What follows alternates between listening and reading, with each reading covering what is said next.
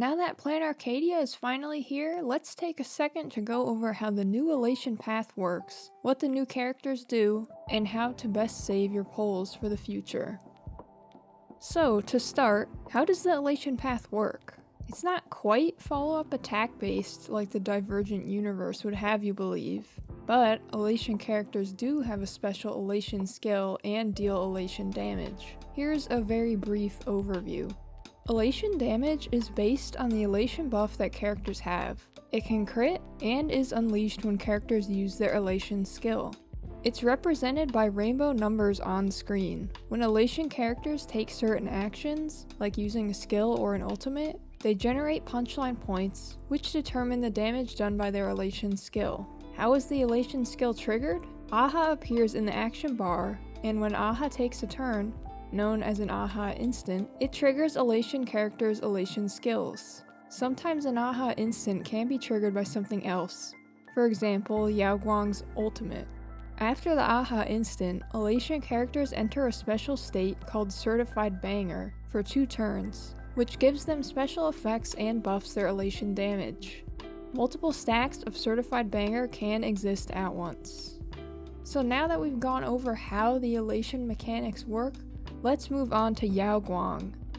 She's a physical Elation support and sub-DPS unit. Her skill deploys a zone that increases Elation damage for the team, and she gains 3 punchlines after using her basic attack or skill. Her ultimate also creates punchlines, triggers Aha instant, and increases all type res pen for 3 turns. In her Certified Banger state, she buffs Elation damage and deals additional Elation damage attacks when an ally attacks, further buffed if a skill point is consumed. For every speed point past 120, up to a max of 200, she'll buff her Elation stat. She can restore 1 skill point for the team after using her Elation skill, and when she has Certified Banger, it is extended for an additional turn. Her technique allows her to deploy her skill at the start of combat, and allows you to get fortune pouches from destructible objects, up to 8 per week.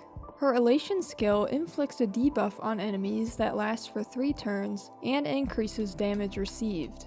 She deals 1 big damage to all enemies, and then 5 smaller damages to a random enemy. To build her, you'll want to use the new Diviner of Distant Reach set and Lushaka. You can also use Eagle of Twilight Line, Von Whack, or Broken Keel. She'll want a crit rate body, speed feat, HP or defense sphere, and energy regen rope. Prioritize getting to at least 160 speed first, up to a max of 200. 200 is just a cap, not a requirement. You'll also want to get as close to 100% crit rate and crit damage as you can before combat, and during combat, her bonus ability gives her 60% crit damage. Her best light cone is her signature because it helps her reach a higher speed breakpoint, provides energy regen, and increases the party's crit when Yao Guang uses her ultimate.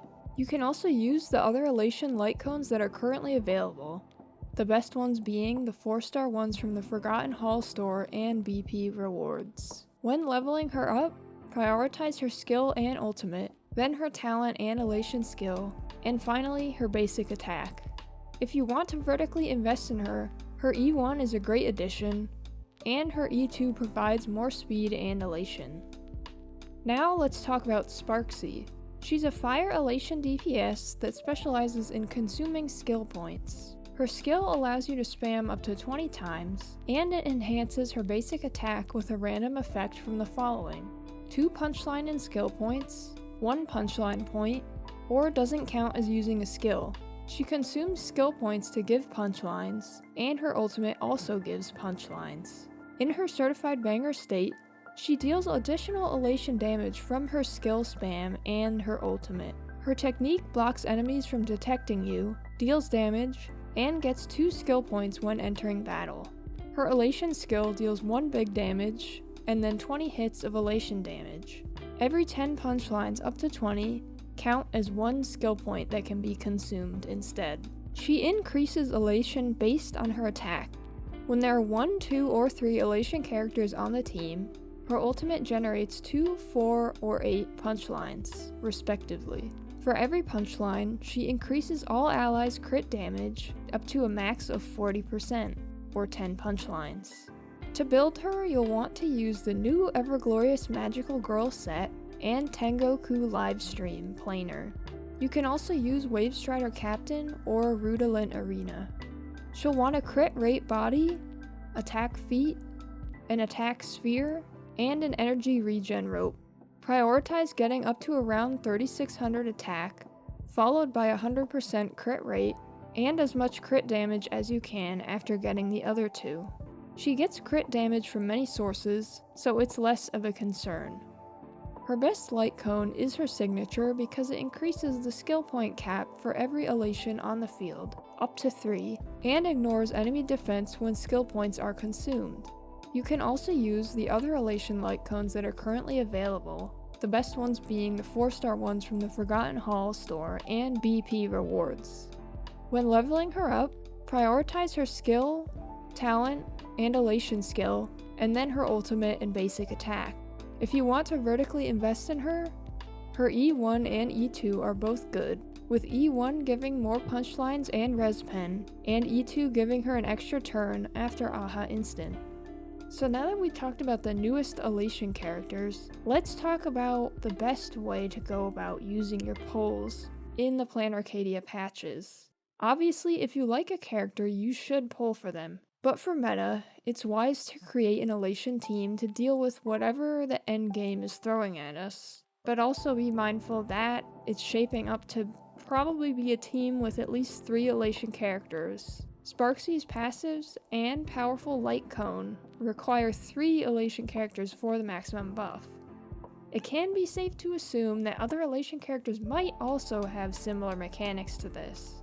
For now, Yao Guang functions as the sub-DPS and support of the team, Sparxie is the DPS, and Sparkle is the battery. Dan Heng PT is the best sustain for now because of his skill point positivity, and Sparkle recently got buffed, so let's take a second to go over why she's so good in this team. Because Elation characters seem to revolve around skill point use and skill point generation, Sparkle is very useful in this team.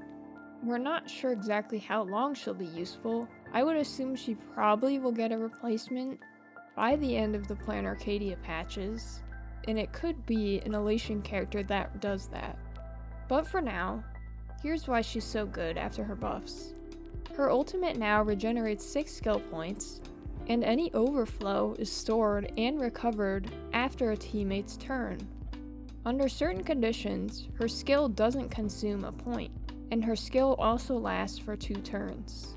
Outside of these characters, you can also use other skill point positive support characters, which just means characters that don't consume any or many skill points to fulfill their role. Some other characters you can use are Hanya, Tribby, Cypher, Gallagher, Branya, Fushuan, and Ruan Mei. DPS characters that use a lot of skills are also good for this team, to make use of all the mechanics around skill points. Some examples of DPSs that are good for this are Archer and Dan Heng. While Sparxie is a DPS right now, she may end up being a sub-DPS in the main Elation team, and a more hyped character like Evanescia or Silverwolf is rumored to be the actual DPS. I have seen some speculation that Yao Guang is meant for an Evanescia team and Sparxie for a Silverwolf team, which could be a bit of a problem, but it's probably best to wait and see if this holds up. If you want to pick only one this patch to pull, I would say that Yao Guang is more useful because she is a support, while Sparxie would function more as a sub-DPS or DPS and could be replaced with someone else. However, if you want to wait and see what the main DPS or the more hyped characters are going to be like, you can just skip this patch and wait to see, because it's likely that if Yao Guang or Sparxie synergizes really well with any of the hyped characters that are a DPS, they'll probably rerun in the same patch or very close. Personally, I love Sparxie, Sparkle, and Yao Guang on a team, and I'm kinda just fine with keeping them like that. I do like Evanescia's design though, so I'll be keeping tabs on maybe what team she might want, and who would need to be replaced out of who I currently would have. if she and Sparxie are both kind of in the same role and technically replace each other, I might just hold off and see if there's another Elation character that can replace the sustain slot that Dan Heng is occupying, and at least free him up for another team. But also, I really like Pearl's design as well, and it's possible that she could fill this role that Dan Heng is currently in. She may be a preservation character, but she also could be meant for an Elation team, but that's just my speculation. I guess we'll see how close I was. Also remember that the Trailblazer will get an Elation form, so if you are hard-pressed for polls, you can wait to see what role they fill and how good they are. If you're set on creating an Elation team, you might at least get a break next patch because Ashvale is a hunt character, but I guess that's not too much help because we still don't really know where the path is gonna go and who plays what role. Honestly, I wouldn't be surprised if it's a mono remembrance type of situation, but judging by Sparxie's passives and light cone, maybe only 3 Elation will be needed instead of 4, and then maybe Pearl will go in the 4 slot. Imagine that, that'd be cool. But that only one can hope. Stick around for updates. I'll be sure to mention any updates on this team, or teams if there's 2 maybe. So that's all for now. See you next time.